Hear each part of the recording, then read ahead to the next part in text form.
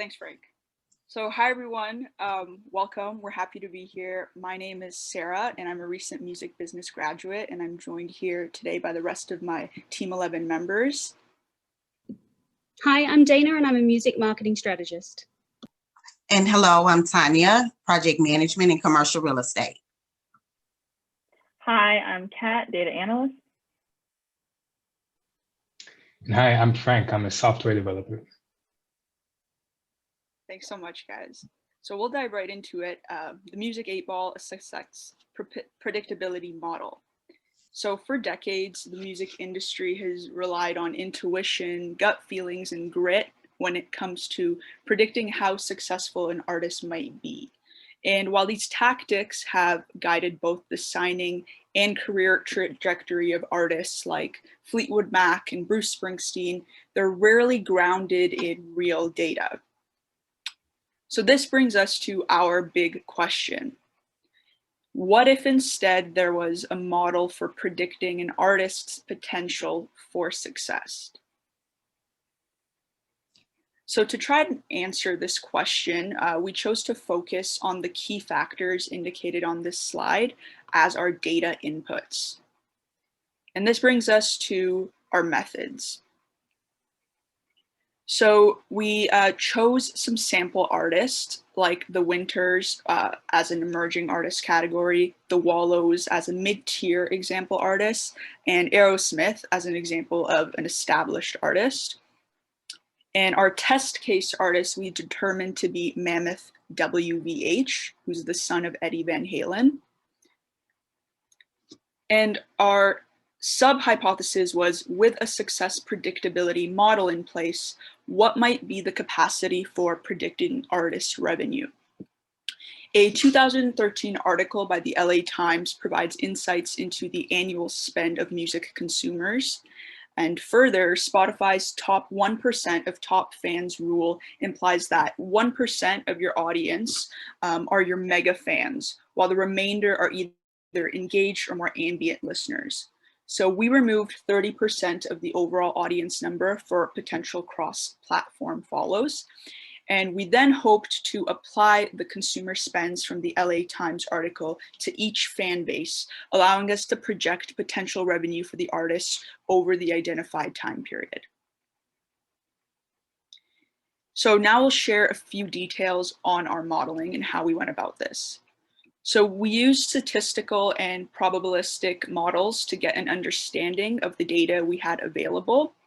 And we used K-means clustering to classify artists and attempt to map out what a success trajectory might look like. So here we have laid out all those previous artists that we mentioned by overall performance. And this slide shows the overall artist trajectory based on the combined key factors, which we shared earlier as our data inputs. In the future iterations of this model, we foresee the ability to weight key features based on goals. So while there probably isn't a magic music 8-ball to tell us how to be successful, if we input data based on where we want to go, the model can output a direction for us that's based beyond just anecdotal evidence. A specific limitation that we experienced was that not all the artists sampled had an analytics profile on Vibrate, for example. We made guesstimates on music channel performance and percentages based on inferences. So this is an area we would love to better address because the output data is only as good as what we put into it. Taking qualitative factors and artist story into account is also needed. So the model shouldn't really exist in a vacuum, as artist story is another key factor in determining success. Putting this model through rigorous machine learning would allow us to more extensively explore the potential of the concept. We also weren't able to project revenue within the allocated time frame, but feel that the theory could be easily applied. So In creating this model, we also needed to consider the question, what does artist success look like?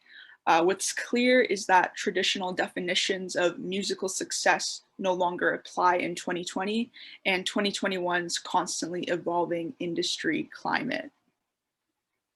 But we believe that this model has the potential to be a desktop or an app-based application. And this type of success predictability model would be a welcomed tool for artists and their teams, helping make more informed business decisions.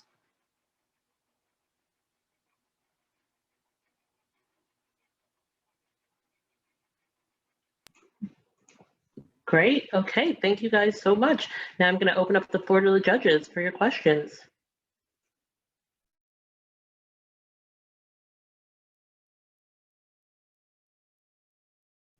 I can start.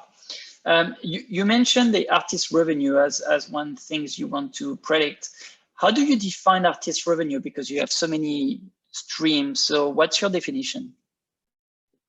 So we defined it on the LA Times article, which provided information on the average spend per consumer over the period of a year.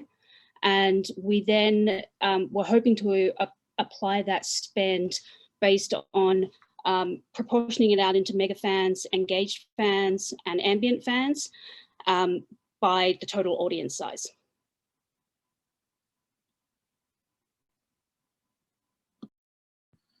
Do you have any thoughts on how like actionable or decision-making items can be incorporated into the model? So you can look at, say, historical, and that you have a model that can spit out, well, in 3 months' time, the number can look here. But then what decisions would need to be made for you to get to that number that could occur? As like, I know, again, given time, there's like very, very limited time to incorporate or something, but did you have some thoughts into how that could be added? Sure. One of the ideas that we touched on was potentially being able to integrate your e-commerce store and your touring plans or your touring history, so that you could have informed decisions about the potential inventory numbers to order for merchandise on a tour based on your monthly listens, your past history from your orders from your store, and from the potential ticket sales. Just to add on to that, there's also some data that's publicly available that we didn't have time to look into. So Dayna brought up touring, for example. That's stuff that's public, and integrating this in our model, we feel would have yielded a lot of interesting results, and it's definitely something we wanted to look into. But lack of time, we weren't able to do it. But yeah, we do feel that time-based decisions like that. So when did someone go on tour, or when did someone show up on make a TV appearance, for example? Those are things that we wanted to integrate in the model and integrate the time factor as well. Makes sense.